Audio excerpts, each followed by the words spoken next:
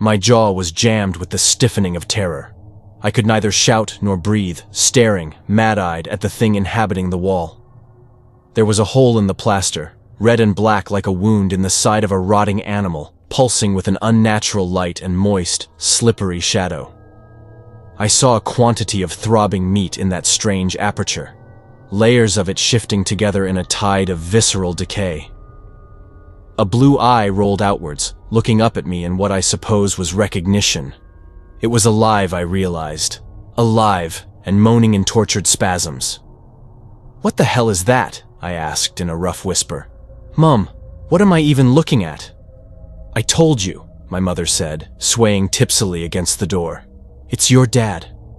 I thought I might faint, or else lose the bitter contents of my stomach across the carpet. How did he end up like that?" I asked. My mother shook her head.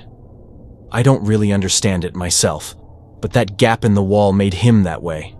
He found it one afternoon while he was doing odd jobs around the house. 'Ellie, come and look at this,' he said. 'There's a weird light in here. Never seen anything like it.'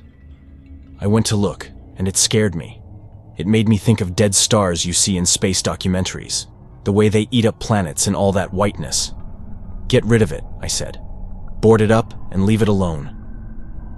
You father gave me such a look then, hostile and actually shocked. He'd never looked at me like that before. 'I can't do that,' he said. 'I've got to know where that light is coming from. It'll drive me crazy, not knowing.' I didn't like leaving him alone with it. I had this feeling of just dread, but I couldn't stand around hanging over him all day. I left him to it. A couple of hours later, I went upstairs to check on him, knowing right away that something wasn't right. When I opened the cupboard door, I saw him stuck in the gap in the wall, his head and shoulders through it, and right away I jumped forwards, tried to pull him out. But the more I pulled, the more he seemed to just fold into the wall, screaming all the time. It was like he was being crushed in on himself while he was still alive, bones breaking, fat and muscle squeezed like mince through a fist.